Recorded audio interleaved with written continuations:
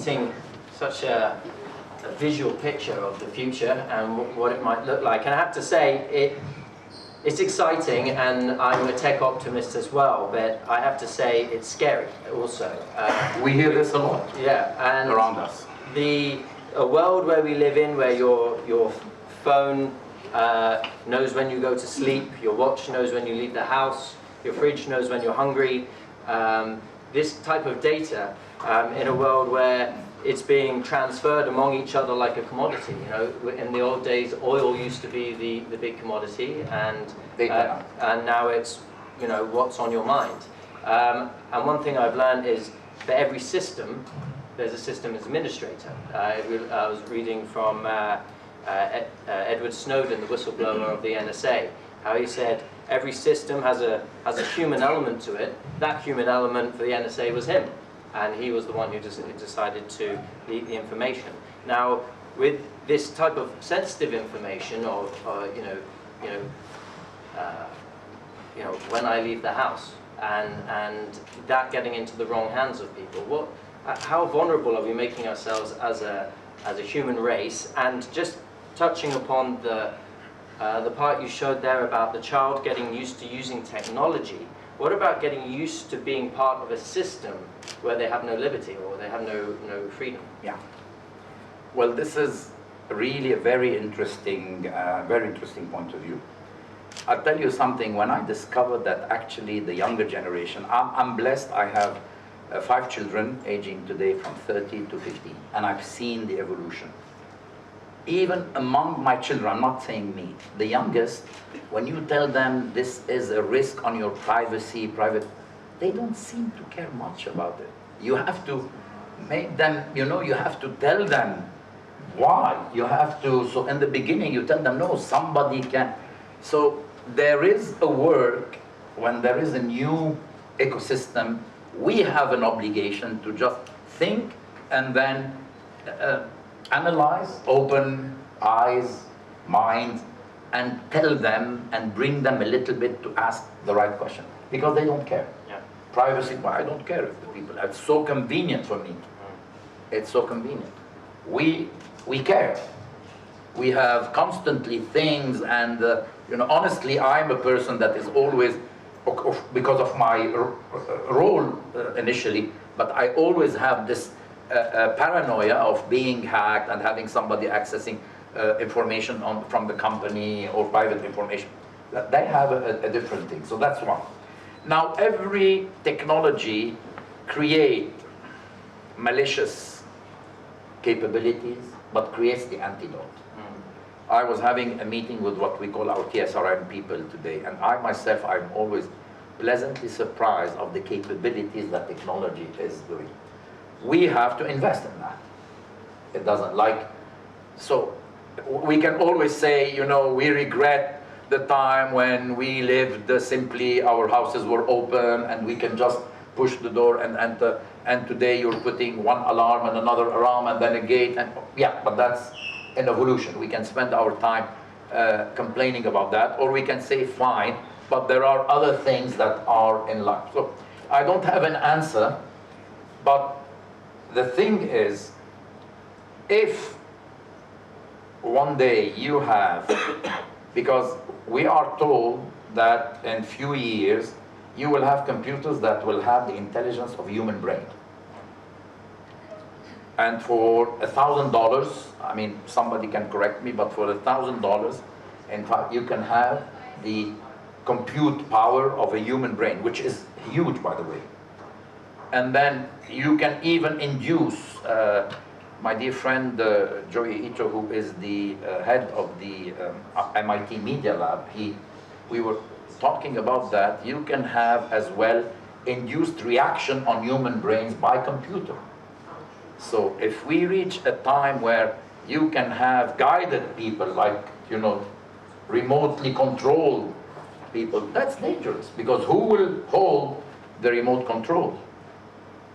If a power, humans or robots, but what kind of power? Who can access some data?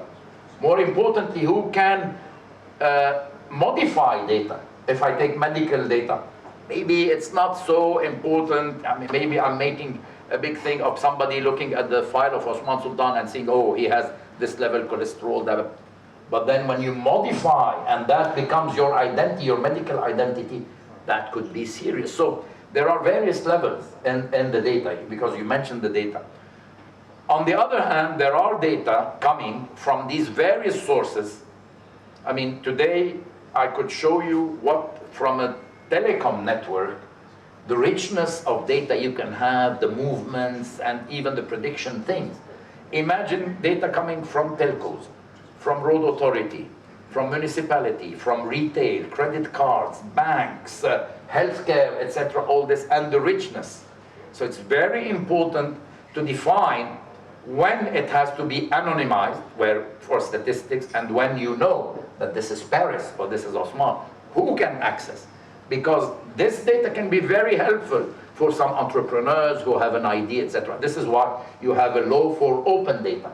So all these things are what I call the new conversations that are needed.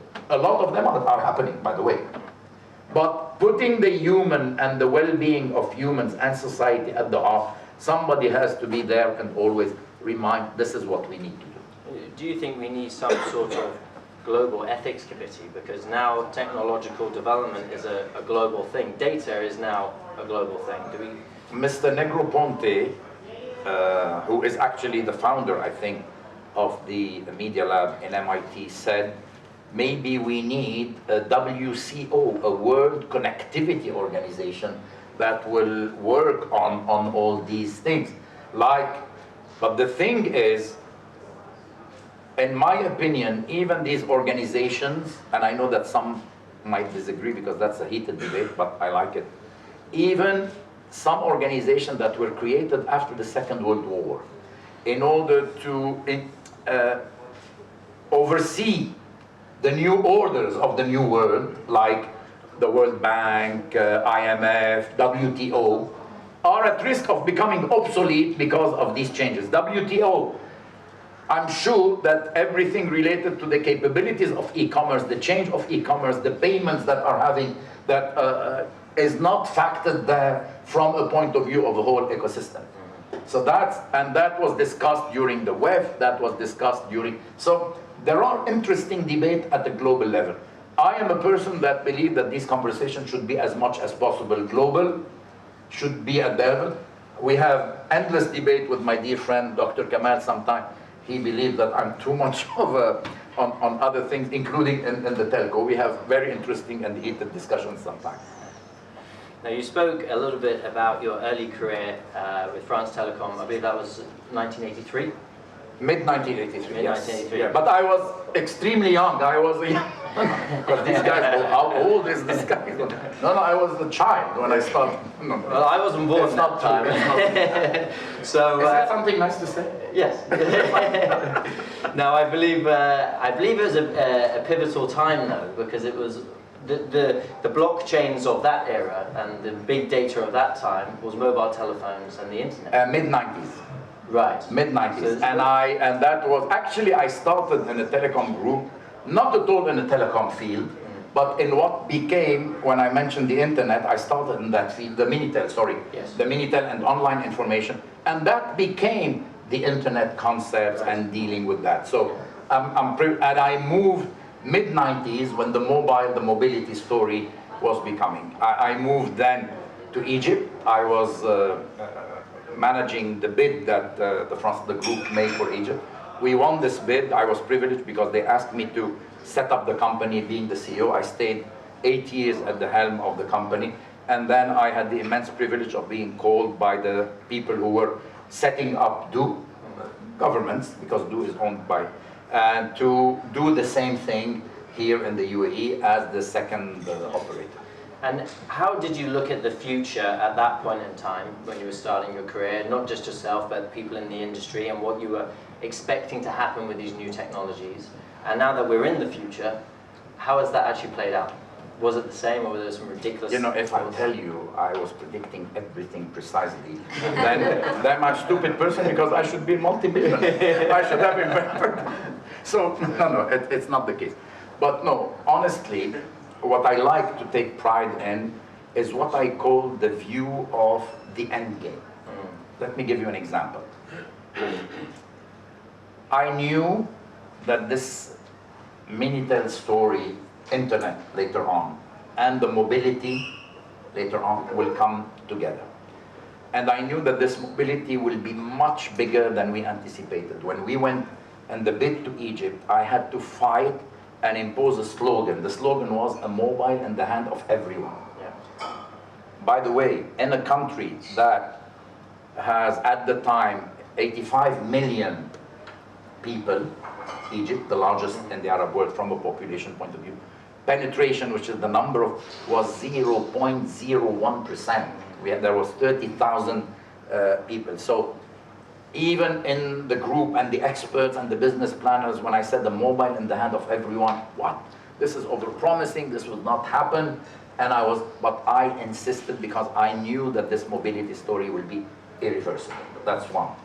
When I came here, it was a change of one of the, from the largest country in population, one of the challenged GDP, and a very low penetration, to a country that is one of the highest GDP among the Arab world and in the world. Not a big country from a population point of view, and the most penetrated country in mobile telephony. When we started, it was more than 100% at the time, back in 2005, when we were building this. So the story was not anymore a mobile in the hand of everyone, because already the mobile was in each hand of everyone and probably a third one in the pocket. So we had to totally work on a white piece of paper. So the tagline that says, we are beyond just the mobility, which is add life to life. Because I was convinced, and I still believe this today is a very relevant tagline, because this was adding life to everything we touch, making it different. So that's how I consider that my contribution in having, this view of the end game will be. Fantastic. I remember when 4G was announced, UAE was the first country to spread 4G Yes. nationwide. Yes. Will it be the first country to spread 5G? Probably it's already the case, because all operators, the two, are already well engaged in the 5G. So it's already, we can say it's already the first country. Now, the formal statistics that I read is the first in the Arab world, the third in the world. Well, this is what we read recently, third or fourth in the world. Yeah. So it doesn't matter if it's third, fourth, but anyhow, this drive by the leadership that we need to be at the forefront of technology, of the enablers that will move to this digital transformation and put the country on that map really at the forefront, is we have been living this in the past 2 decades. This is where in the beginning I said the real shaper of Dubai, or this country generally, comes from the leadership. We just, in another country, maybe I would have a CFO and a board that say, why 5G? Here we went straight on. And how do you see Dubai in the next 15 years? You've been here now 13 years. No, 15. 15 years. 2005. So let's look at the next 15 then. So how do you see the next 15? Because the last 15 was vast economic growth, real estate expansion. Yeah, but that is, okay, this is what I call the working on the business case or the business plan and tweaking numbers. If you see from how it is today, Dubai is at the heart of a center with a radius of probably 6 or 7 hours flying, where there is no place with such infrastructure. You can tell me, you can give me all the numbers, it is going to be a beating heart in the coming 10 years, 15 years, 20 years. Is there a global context and the macroeconomic context? Yes, probably. And I'm not probably the best expert to speak about that, because you have a lot of economists that can speak about that. But what is there? We are at the heart of an area where you have probably 2 to 3, in the circle, you have 3 to 4 billion people. So there will always be, a reason why this is going to be a vibrant and dynamic city. You've announced that you're stepping down as CEO. Yes. What's next for Osman Sultan? Okay, a few words why I'm stepping down. We can ask that. Why? Yeah. Why? I'm not stepping a bit because some people say to me, why you're... I'm not retiring in the sense that I will sit, you know, and fish, do some... Reading? No, reading always. Yeah. I'm starting to see that I'll be working probably as much. I want a different way of thinking and a different... I've been 22 years CEO of a publicly traded companies, which means if I'm doing my job, I live by the day usage. Some people here in Du, they know me, I'm sending them every day when I see the usage that we had on our prepaid recharge daily, I send them, I live by that. The monthly report to the board, the quarterly announcement to the market and to the analysts and discussions. You need to do something else. 22 years. So I decided I need to just move from an executive job. And that was planned. I took this decision in 2016.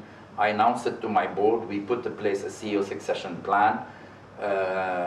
We appointed some people in the development programs and the company to start preparing for this.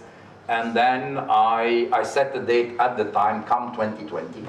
So that's the plan, 31st of December 2019. The 12, you know, So it's going to be a big knocks, new year, the Cinderella thing. After the 31st at 12 midnight, I will turn into pumpkin and then move to a different life. So that's why. What's next? What's next? What's next are two things. One is the non-executive roles.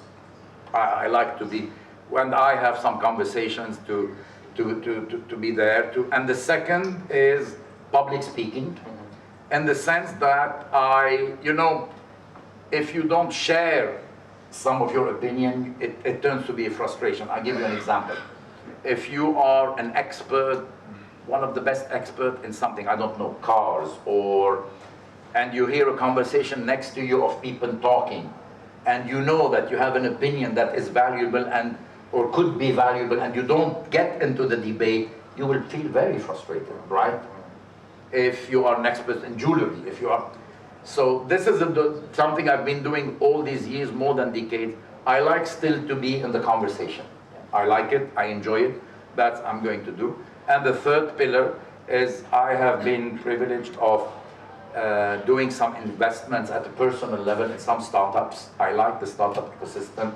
I've been betting on some young people who have a potential. I want to spend a little bit more time either in ensuring that the return on the small investments I made here and there, or bringing some value to some of these entrepreneurs. Actually, some of them are in the room. They made me the privilege of come listening to me. So I like that as well. So these are the three pillars. How many friends and family have you had to block from asking you how to fix their Wi-Fi? I don't. What I do, and I still have a lot of people, they send me and sometimes they say, but I'm embarrassed, I shouldn't bother the CEO. That's my job. So what I have a good team. I have one person, and I think this lady deserves to have a medal because she's dealing with customers and what is really the unpleasant part. They have an issue, they have a problem, and she is fronting all this. I think I need to pay her a tribute because I wouldn't be, or the company wouldn't be, if her and her team, her and her team, she has something like 10 people. This is what I called when me, all the executives, whatever, we throw on her and she is the problem solver. Osman Sultan, thank you for coming to the Capital Club. Sir, thank you very much. Thank you.